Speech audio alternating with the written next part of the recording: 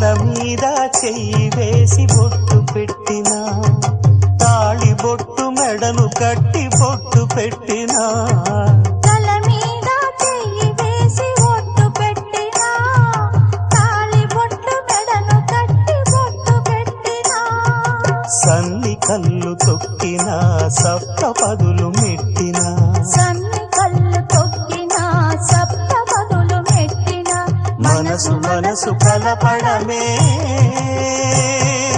మంత్రం పరమార్థం. శ్రీరస్తు శుభమస్తు, శ్రీరస్తు శుభమస్తు.